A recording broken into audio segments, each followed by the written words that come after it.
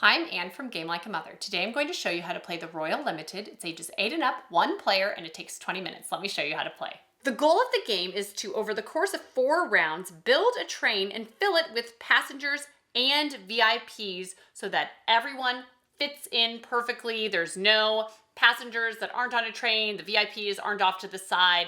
That is the goal. There are different levels of success in this game. If there's nothing left, you win. But if you have 2 cards left, then you're like a junior conductor and you have some level of success. To start, for setup, this is your timer card, you put up here at the top along with your draw pile. You deal out 5 cards, and you don't need this here. This is just the container that the game comes in. And you have VIP cards, and there are a total of 10 different VIPs you can play with, and you shuffle them up and take 2 and set the others off to the side. And so for this game, we are playing with W. Crawford and P. Woodson, and they have special parameters for being placed, and it's pretty clear. It's just what it says on the card. So all for you do for gameplay is these cards can either be train cards, or tickets. So we'll say we choose to play this one out and start our train. The number on the card is the number of cards you have to discard from your hand when you play it. So they might choose to discard both of these 3s because those are pretty costly to play into their discard pile. And then they can play this 0 card because your train cars cannot have the same number or color next to it. So it's actually not great, but well, it works out because you can't play this 0 here because there'd be 2 zeros right by each other. But you can place this as a ticket card in the train. So this is a passenger in the train, and it fits in just nicely like that. It sticks out the top, and you have to place either the same color or the same number here. And once you've placed a passenger in a train, you have to perform the action at the bottom if you're able. So this says, place a card from your hand on the bottom of the deck. My hand is empty, so I avoid the negative action. Generally, the lower value trains have not good actions. The higher value have really nice actions. This one, once you get a passenger in here, ignoring card colors, place a passenger in a car with a lower value than that passenger. So that's kind of convenient to be able to ignore card colors because it's a bit of a puzzle to fit this all together properly. So then you turn this sideways so one turn has passed.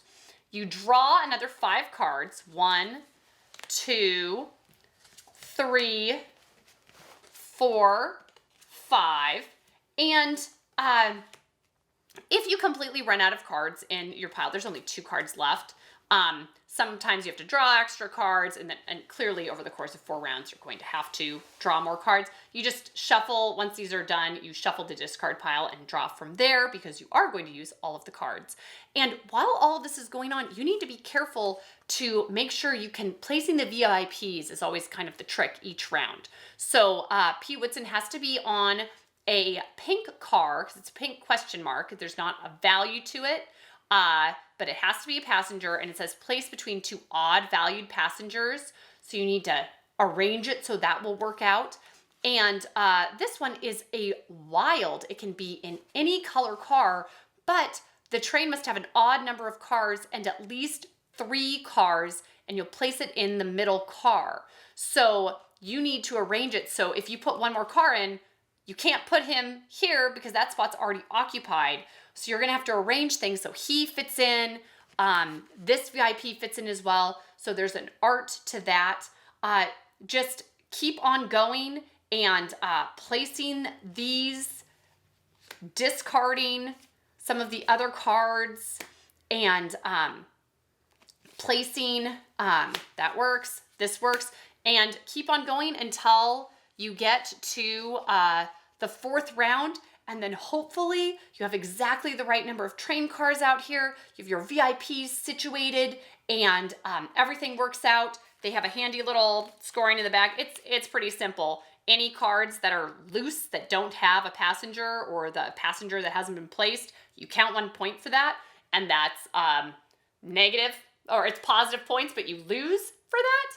And you're a beginner conductor if you have just 2 cards unaccounted for, and 0 is very impressive if you're able to manage that, and then you are the Royal Conductor. So that's how to play the Royal Limited. The target demographic for this game is light solo gamers. If you want to play a game just on your own, but you don't want it to be like a 2-hour affair or something that you're going through that's going to take a very long time, this is perfect for that. This also works well if it's like a 2-player co-op kind of scenario. I've played this with my son where we just worked through it together in the evening and tried to see if we could puzzle it out. So it works well for that as well. And it's great if you travel a bit and just need a nice little game to play back at the hotel on your own in the evening. This would be a very nice choice for that. The rule complexity is low. However, it's easy to get the basics down, but to play the cards out well and to match things up where they should go so that everything just fits seamlessly together is difficult, and you are going to be making some tricky decisions as you do that. How competitive is this game? It is medium. I like the difficulty level because it's not like you play it a handful of times and you're like, oh, I've got this down. You just do this, this, and this, and then everything falls into place and I'm gonna win. I'm gonna win every time. And it's also not like, oh gosh, I've just been trying to do this and I just can't ever win. It is way too hard. It seems like there's a learning curve, and I lost quite a bit the first few times I played. Then I figured some of it out, and I generally can achieve the beginning conductor win level, but haven't yet got, I need to play it more. I haven't yet got to the Royal Conductor where everything just fits together perfectly, but I still have a measure of success when I play, so it still feels good to play. The replay value is high because there's such a nice mix of cards where you get a different flip of cards out every time you play. You have different VIPs that have different specialties that you have to watch for and how you fit them in. So it feels like a nice, fresh puzzle every time you play, and it's not like, okay, it's this and this again. There's enough variability there that each game is a fresh and fun challenge. Similar games, if you like this one, Button Shy is the game publisher, and they have lots of other nice little wallet games. Some good solo options are River Wild, single player, and Super Slopes plays 1 to 3 players, so you can adjust it to whatever your needs are. But we have thoroughly enjoyed the Royal Limited, and you should check it out. Thanks, and see you next time from Game Like a Mother.